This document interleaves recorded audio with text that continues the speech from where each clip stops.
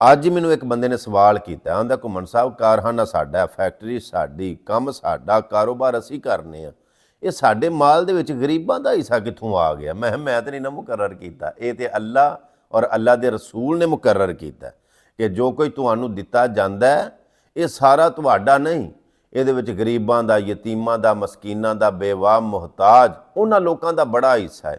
ਗੌਰ ਕਰੋ ਕਿ ਜੋ ਕੋਈ ਤੁਹਾਨੂੰ ਦਿੱਤਾ ਜਾਂਦਾ ਪਿਆ ਇਹ ਸਾਰਾ ਤੁਹਾਡੇ ਕੰਮ ਦੀ ਬਦੌਲਤ ਦਿੱਤਾ ਜਾਂਦਾ ਪਿਆ? ਨਹੀਂ, ਕੋਈ ਤੁਹਾਨੂੰ ਇਹੋ ਜਿਹੀਆਂ ਚੀਜ਼ਾਂ ਦੇ ਨਾਲ ਨਵਾਜ਼ਿਆ ਜਾਂਦਾ ਕਿ ਜਿਨ੍ਹਾਂ ਦੇ ਉੱਤੇ ਤੁਹਾਡਾ ਹੱਕ ਨਹੀਂ, ਉਹਦੇ ਵਿੱਚ ਗਰੀਬਾਂ, ਯਤੀਮਾਂ, ਮਸਕੀਨਾਂ ਦਾ ਬੜਾ ਹੱਕ ਹੈ, ਤੁਹਾਡੇ ਹਮਸਾਇਆਂ ਦਾ, ਲਾਚਾਰ ਮਜਬੂਰਾਂ ਦਾ ਬੜਾ ਹੱਕ ਹੈ। ਕਦੇ ਗੌਰ ਤੇ ਕਰਿਓ ਜੀ ਯਾਰ।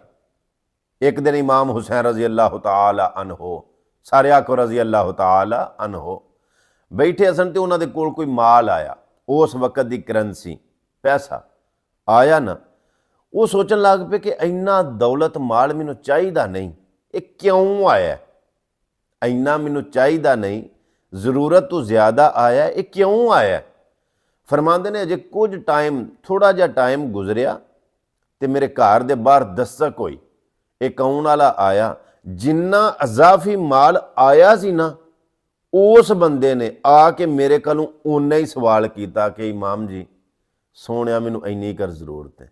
ਇਮਾਮ ਹੁਸੈਨ ਰਜ਼ੀ ਅੱਲਾਹ ਤਾਲਾ ਅਨਹੂ ਆਂਦੇ ਨੇ, ਵਾਹ ਮਾਲਕਾ, ਤੇਰੀਆਂ ਕੁਦਰਤਾਂ ਤੇ ਤੇਰੀਆਂ ਸ਼ਾਨਾਂ ਔਰ ਤੇਰੀਆਂ ਹਿਕਮਤਾਂ ਤੂੰ ਹੀ ਜਾਣਨਾ। ਮੈਂ ਸੋਚ ਰਿਹਾ ਸਾਂ ਕਿ ਇਹ ਜਿਹੜਾ ਮਾਲ ਮੇਰੇ ਕੋਲ ਆਇਆ ਹੈ ਜ਼ਰੂਰਤ ਤੋਂ ਜ਼ਿਆਦਾ ਆਇਆ, ਇਹਦੀ ਲੋੜ ਨਹੀਂ, ਕੌਣ ਹੱਕਦਾਰ ਹੈ, ਕੌਣ ਜ਼ਰੂਰਤਮੰਦ ਹੈ? ਮੇਰਾ ਇਹ ਈਮਾਨ ਹੈ ਕਿ ਜਿਹੜਾ ਆਇਆ ਹੋਵੇਗਾ ਨਾ, ਉਹ ਆਉਂਦਿਆਂ ਇਹ ਸੋਚਦਾ ਬੋਲਦਾ ਆਇਆ ਹੋਵੇਗਾ ਕਿ ਇਸ ਤੋਂ ਵੱਡਾ ਸਹੀ ਘਰਾਨਾ ਹੋਰ ਕਿਹੜਾ ਹੋ ਸਕਦਾ ਹੈ। ਫਿਰ ਕਿਸੇ ਤਸ਼ਰੀਹ ਕਰਨ ਵਾਲੇ ਨੇ ਲਫ਼ਜ਼ਾਂ ਦੇ ਨਾਲ ਇੰਜ ਤਰਤੀਬ ਦਿੱਤੀ, ਲਿਖਣ ਵਾਲਾ ਲਿਖਦਾ, ਇੱਕ ਮੈਂ ਹੀ ਨਹੀਂ ਉਨ ਪਰੇ ਕੁਰਬਾਨ ਜ਼ਮਾਨਾ ਹੈ, ਇੱਕ ਮੈਂ ਹੀ ਨਹੀਂ ਉਨ ਪਰੇ कुर्बान ज़माना है, ज़हरा का वो बाबा है, हुस्नैन का नाना है, ज़हरा का वो बाबा है, हुस्नैन का नाना है। आओ दर ज़हरा पर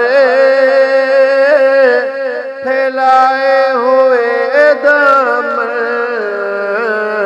आओ दर ज़हरा पर फैलाए हुए दामन, ये नस्ल करीमों की लजपाल घराना है, ये नस्ल करीमों की लजपाल घराना है,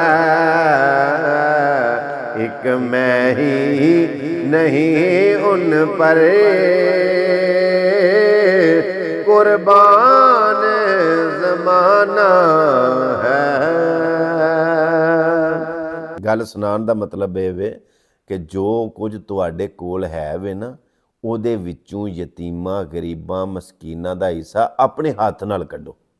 ਜਿਹੜਾ ਤੁਹਾਨੂੰ ਮੁਹਤਾਜ, ਜ਼ਰੂਰਤਮੰਦ, ਸੈਦਪੋਸ਼ ਹਮਸਾਇਆਂ ਚੋਂ, ਗਲੀ ਮੁਹੱਲੇ ਚੋਂ, ਪਿੰਡ ਚੋਂ ਨਜ਼ਰ ਆਉਂਦਾ, ਉਹਨਾਂ ਨੂੰ ਆਪਣੇ ਹੱਥਾਂ ਦੇ ਨਾਲ ਜਾ ਕੇ ਤੇ ਉਹਨਾਂ ਦੇ ਹੱਥ ਦੇ ਵਿੱਚ ਦਿਓ। ਅੱਲਾਹ ਪਾਕ ਦੀ ਜ਼ਾਤ ਤੁਹਾਨੂੰ ਜਜ਼ਾਏ ਖੈਰ ਦੇ ਔਰ ਅੱਲਾਹ ਕਬੂਲ ਮਨਜ਼ੂਰ ਫਰਮਾਏ। ਜੇ ਵੀਡੀਓ ਅੱਛੀ ਲੱਗੇ ਅੱਗੇ ਸ਼ੇਅਰ ਲਾਜ਼ਮੀ ਕਰ ਛੜਿਓ। ਮਿਲਨੇ ਇੱਕ ਨਵੀਂ ਵੀਡੀਓ ਦੇ ਨਾਲ। ਅੱਲਾਹ ਸੋਹਣੇ ਦੇ ਵਾਲੇ। अस्सलाम वालेकुम रहमतुल्लाह।